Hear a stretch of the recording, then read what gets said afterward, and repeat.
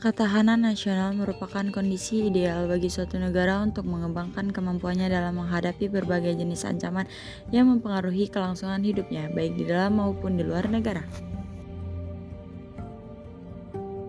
Konsep ketahanan nasional.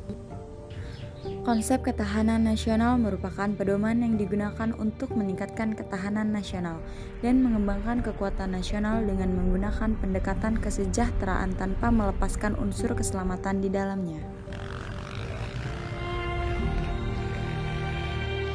Fungsi ketahanan nasional.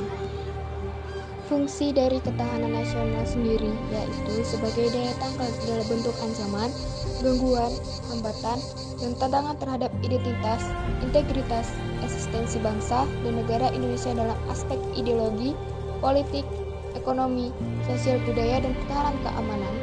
Sebagai pengarah pengembangan potensi kekuatan bangsa dalam bidang ideologi, politik, ekonomi, sosial budaya, dan pertahanan keamanan sehingga tercapai kesejahteraan masyarakat, sebagai pengarah dalam menyatukan pola pikir, pola tindak, dan cara kerja yang dibuat pemerintah yang membuat kebijakan dan strategi pembangunan dalam setiap sektor untuk mencapai tujuan nasional, mewujudkan masyarakat yang adil dan makmur.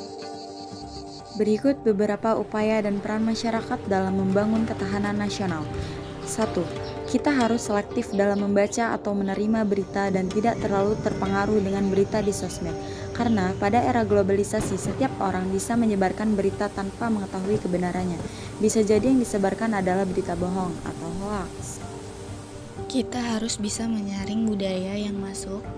Kita harus memilih yang cocok dengan bangsa Indonesia dan yang dapat mengembangkan diri sendiri, disiplin, dan etos kerja yang tinggi. 3. Mencintai dan membeli produk Indonesia agar produk lokal tidak kalah saing dengan produk luar dan membantu perekonomian nasional.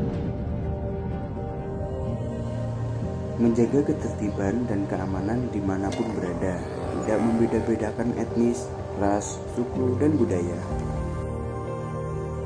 5. Menjaga dan mencintai alam. 6. Bijak dalam menggunakan teknologi dan media sosial.